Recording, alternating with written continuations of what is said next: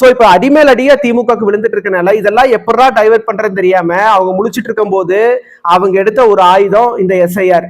என்றைக்கெல்லாம் ஊழல் குற்றச்சாட்டு வெளியிடுறதோ அன்றைக்கெல்லாம் அவங்க ஊழையிடுறதோ என்ன ஊழையிடுவாங்க, பிஜேபி உள்ள பிஜேபி உள்ள சிறப்பு தீவிர வாக்காளர் திருத்தம் நடைபெற்று சிறுபான்மை மக்களோட ஓட்டெல்லாம் பறிச்சிருவாங்க, திமுக ஆதரவு ஓட்டெல்லாம் பறிச்சிருவாங்க, தமிழர்களோட ஓட்டை பறிச்சிருவாங்க, பிஜேபிக்கு ஆதரவான ஓட்டுகள் மட்டும் விட்டு வச்சிருவாங்க, இதன் மூலியமா 1% ஓட்டை அவங்க திருடி அவங்க தமிழ்நாட்டில் ஆட்சிக்கு வந்துருவாங்கன்னு சொல்லிட்டு இவங்க பிஜேபிக்கு மறைமுகமா என்னென்ன உதவிகள்லாம் பண்ண முடியுமோ அத்தனையும் பண்ணி கொடுத்துட்டு இவங்க இங்க கள்ள நாடகம் ஆடுவாங்க நம்ம முன்னாடி. அதாவது திமுக தான் என்றைக்குமே பிஜேபி எதிர்க்கக்கூடிய ஒரு கட்சி அப்படின்னு.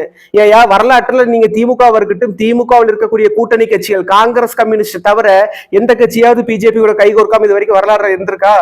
எல்லா கட்சியும் பிஜேபியோட வந்த கட்சி தானே, இருந்துட்டு வந்த கட்சி தானே. மறுபடியும் நீங்க எதிர்காலத்துல அவங்க கூட கைகோர்க்க மாட்டீங்க என்ன நிச்சயம்? தமிழக வெற்றி கழகம் அப்படிங்கிறது தன் கட்சி ஆரம்பிச்சு கொள்கைகள் அறிவிச்ச உடனேயே அவங்களுடைய அரசியல் எதிரி திமுக, கொள்கை எதிரி பாஜகன்னு ஆணித்தரமா சொல்லிட்டு இருந்திருக்கோம். இப்ப வரைக்கும் நாங்க சொல்ற விஷயம், மக்களின் உரிமையை பறிக்கக்கூடிய எந்த ஒரு கட்சியா இருந்தாலும் அவங்களை நாங்க முழு மூச்சா எதிர்ப்பு டிவிக்கு அறிக்கை விட்டுருக்காங்க.